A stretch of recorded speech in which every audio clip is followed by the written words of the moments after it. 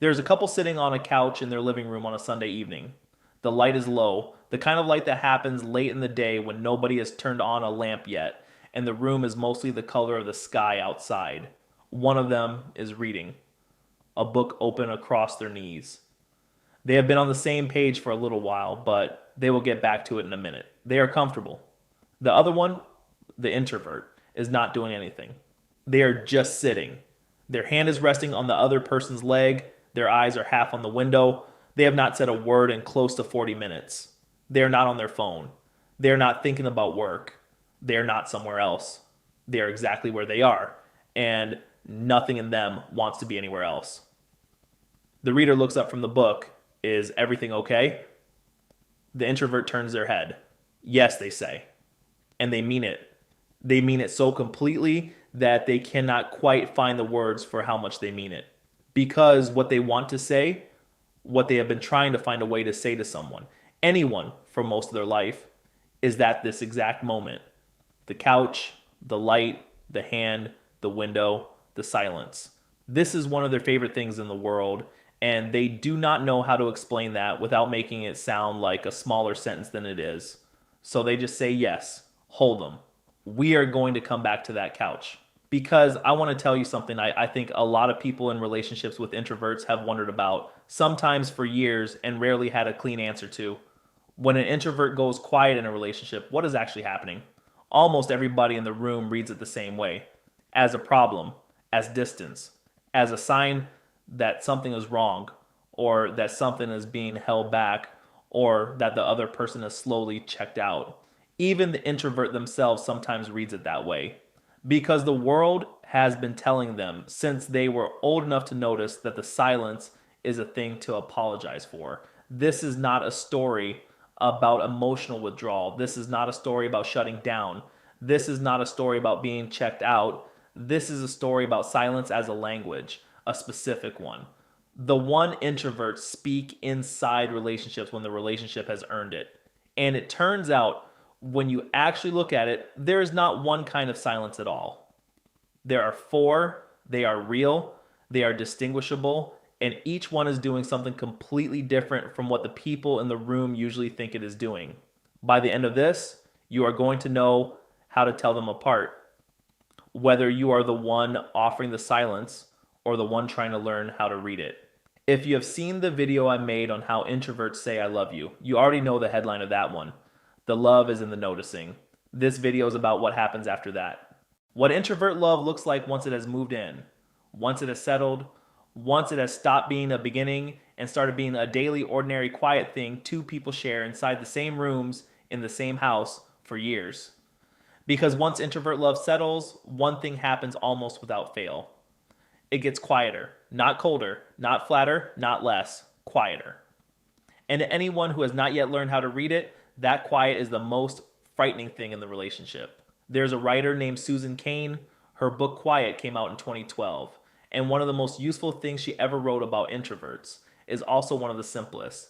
Introverts recover their energy inward, which means after almost any high input moment, a day at work, a gathering, a hard conversation, an hour at the grocery store on a Saturday afternoon, they need to come home to themselves before they can come home to anyone else.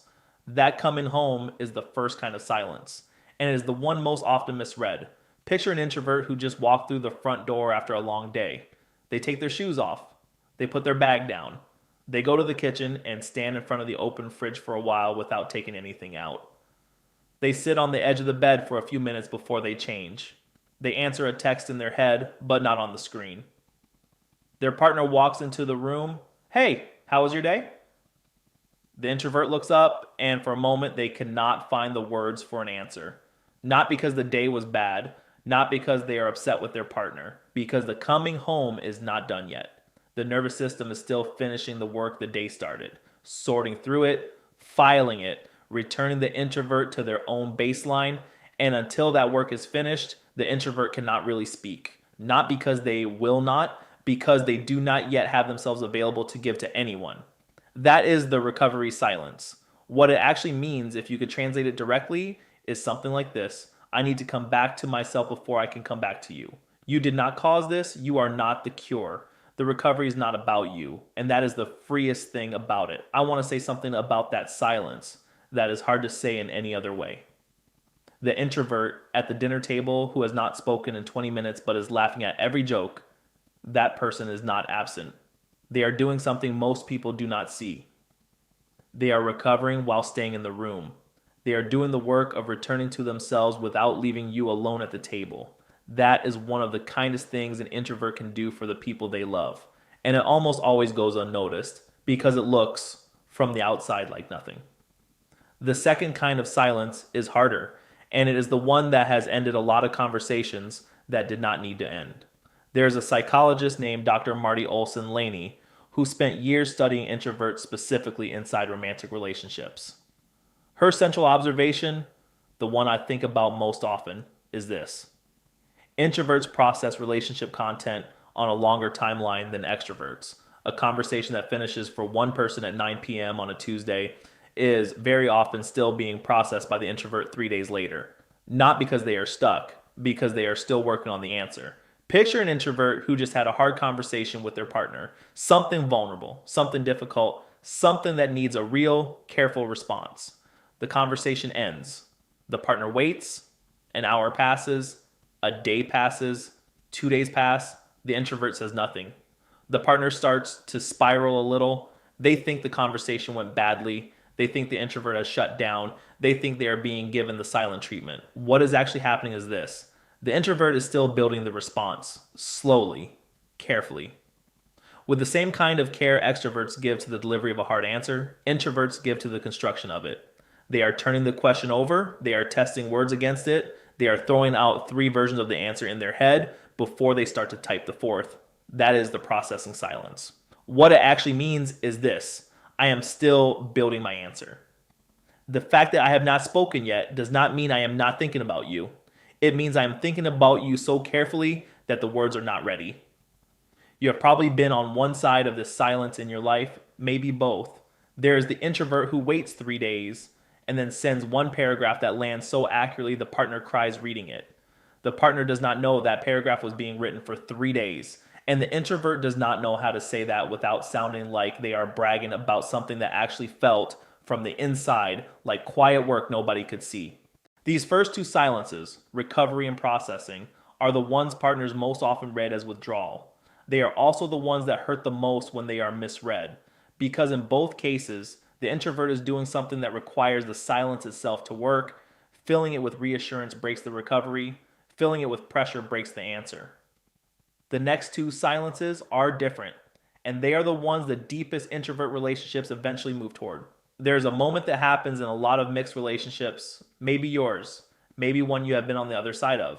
The introvert is sitting somewhere, beside their partner on the couch, across from them at the dinner table, in the car, on a long drive, and they are not saying anything, not unhappy, not bored, not somewhere else. They are just there, attentive, quiet, present in the way a tree is present in a room, real, solid, not requiring anything. And the partner, after a while, says the sentence that has been said in that situation about 10,000 times: are you mad at me? If you have been the partner asking it, you have asked it because the quiet started to feel like something, like a small weight you could not place, like maybe you had done something 3 hours ago and the silence was the slow motion response to it. If you have been the introvert being asked, you have heard it and felt something complicated, a small bewilderment, a flicker of something that almost feels like guilt, even though you are not sure why. And underneath it, a quiet, persistent wish that you could have made them feel what you were actually feeling in that silence, which was almost always the opposite of what they were afraid of. This is the third kind of silence. And it is, I think, the one that gets the most misread out of all four. It is the witnessing silence. It is the silence the introvert offers when their partner is venting about a hard day at work, and the introvert is just listening, not interjecting, not problem solving, not waiting for their turn to speak. It is the silence in the room while the partner is crying and does not yet want to be touched. It is the silence beside the partner who is working on something focused, a project, a difficult email, a meal in the kitchen, and the introvert is in the room doing nothing, just keeping them company without making it a thing. It looks from the outside like absence. It is almost always the opposite. What is actually happening in the witnessing silence is that the introvert is paying attention to you in a way that requires every channel they have. They are not speaking because speaking would interrupt the listening. They are not commenting because the commentary would put a layer between them and what you are saying. They are not planning their next sentence because the next sentence would be a small betrayal of this one, the one you are still in. The most present person in the room is sometimes the quietest one. There's a piece of this nobody really teaches you. Most people, when they listen to someone they love, are doing two things at once. They are listening and they are generating the response. The two activities are running in parallel, taking turns inside the same brain. Most of the time, this is fine. The conversation flows, the back and forth happens, nobody notices anything is missing. But every once in a while, somebody in your life needs something different. They need somebody to listen to them without generating anything. They need to be witnessed. They need to know that the person across from them is not building a response or fixing the problem or waiting to redirect. They are simply there, taking in what is being said with the whole of their attention. That is what an introvert is doing in the witnessing silence. It is not a stage they have not yet moved through. It is not the beginning of a response that will arrive in a minute. It is a complete act on its own. The silence is the response. The presence is the answer. Nothing else needs to happen. I want to come back to the question, are you mad at me? I am not going to tell you to stop asking it. I am not going to tell anybody anything. But I want to give you, both of you, if there are two of you, something to know. The question asked 1,000 times across the course of a relationship slowly carries a small cost. Each time it is asked, the silence has to be interrupted to address it. Each time it is interrupted, the witnessing or the recovery or the processing gets paused while the introvert says, no, I'm not mad.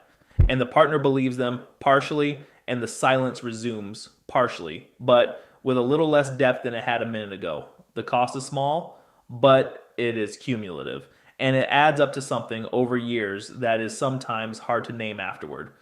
What I want to say is this: if you love a quiet person, you can ask the question. Of course you can. But you can also sometimes try a different one. You can sit beside them in the quiet for a minute and then ask gently, what are you thinking about? Or even more gently, what are we doing in here right now? Or simplest of all, you can just stay, not ask anything. Just be in the room with them and see if the silence opens slowly into something the two of you can share without naming. Some of the deepest moments of any introvert relationship start like that, with a partner who, instead of breaking the silence, enters it. And if you are listening to any of this and starting to recognize someone in your life, a partner, a parent, a friend, yourself, do me one small favor. Subscribe, not because the algorithm needs it, because I am going to keep making these slow ones, small ones, about the things almost nobody else is making videos about. And there's going to be one more silence in this video, the deepest one. And I do not want you to miss it. There is one more kind of silence, and it is the one introverts have been working toward, sometimes for their whole lives, without quite knowing what they were working toward. It does not have a single moment that announces it. It does not arrive with a milestone. It is not the silence after a hard conversation, or the silence in the car on the way home, or the silence in the room while one of you is venting and the other is listening. It is something quieter than all of those. It is the silence of being completely at home in someone's presence. It happens on a Sunday afternoon on the couch. It happens in the long car ride where neither person ever feels the need to put music on. It happens in the morning before either of you is fully awake, when one of you reaches across the bed and the other one is there, and nobody says anything because nothing needs to be said. It happens at 11 at night in the kitchen, dishwasher running, both of you reading something different at the table, the lamp on over the sink. It is the silence where nothing is being performed, nothing is being managed, nothing needs to be filled. Two nervous systems are simply sharing a room, and neither of them is working. The Danes have a word for this. The word is hygge. You have probably heard it. It usually gets translated in English as coziness, which is the small part of the meaning that English bothered to keep. The deeper meaning, the one Danish actually holds, is something English does not really have a word for. Hygge is the feeling of safe, low pressure togetherness, often in silence, often without entertainment, often without anything happening at all in any way the rest of the world would call happening.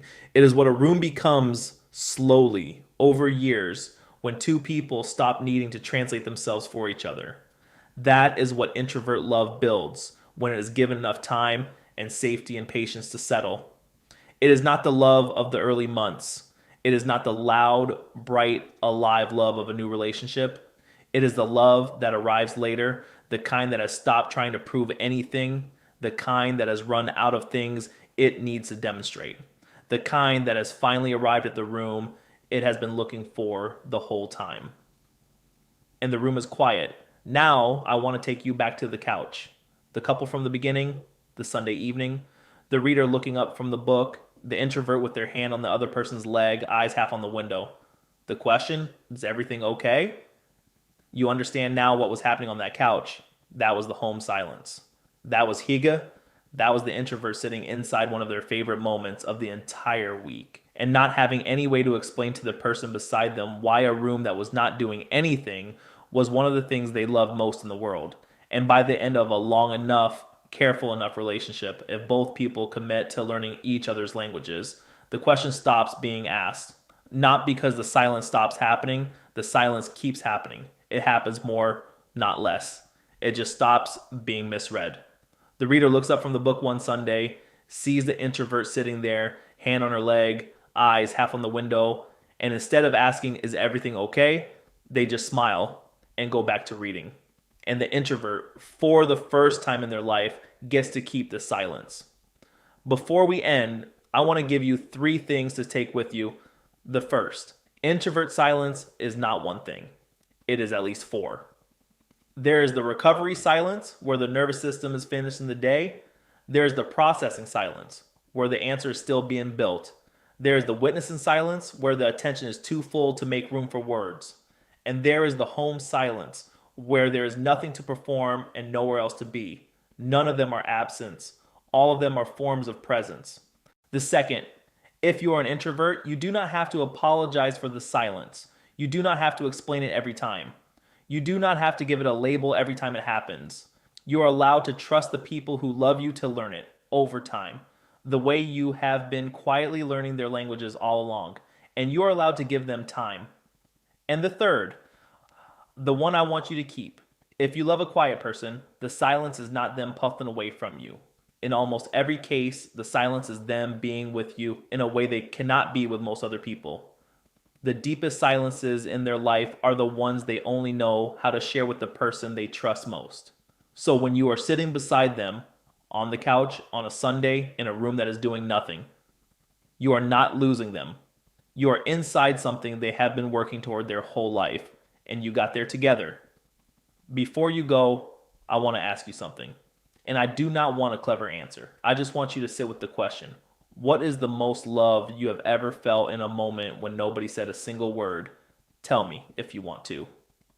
Sometimes naming a moment like that out loud in writing to a stranger on the internet is the first time you fully receive it. I am glad you stayed for this one. There are more of these coming, slow ones, small ones, the kind nobody else is making.